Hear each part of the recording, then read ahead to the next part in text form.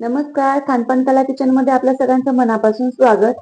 आज आपण बनवतोय बेसन. यासाठी इथे एका कढईमध्ये तेल गरम करून घेतले. तेल तापल्याच्या नंतर त्यामध्ये टाकायची थोडीशी मोहरी. मोहरी तडतडू द्यायची. मोहरी तडतडल्याच्या नंतर त्यामध्ये टाकायचे जिरे. जिरे व्यवस्थित फुलू द्यायचे. जिरे फुलल्याच्या नंतर त्यामध्ये टाकायचा थोडासा हिंग आणि बारीक कट केलेला लसूण. लसणाला थोडंसं परतून घ्यायचंय आणि गोल्डन ब्राऊन रंगावरती शिजू द्यायचंय. त्यानंतर टाकणार आहोत आपण हिरव्या मिरच्यांचे तुकडे. हिरव्या मिरचीचे तुकडे टाकल्याच्या नंतर त्याला व्यवस्थित परतून घ्या. या ठिकाणी लसूण आणि हिरवी मिरचीचा ठेचा जरी टाकला तरी खूप छान चव लागते. त्यानंतर टाकायचा बारीक कट केलेला कांदा. त्यामध्ये टाकायचं थोडंसं मीठ, जेणेकरून आपला कांदा आहे तो व्यवस्थित शिजला जाईल आणि परतला जाईल. त्यानंतर टाकायची थोडीशी हळद. त्याला थोडंसं हलवून घ्यायचंय आणि त्यामध्ये टाकायचंय पाणी.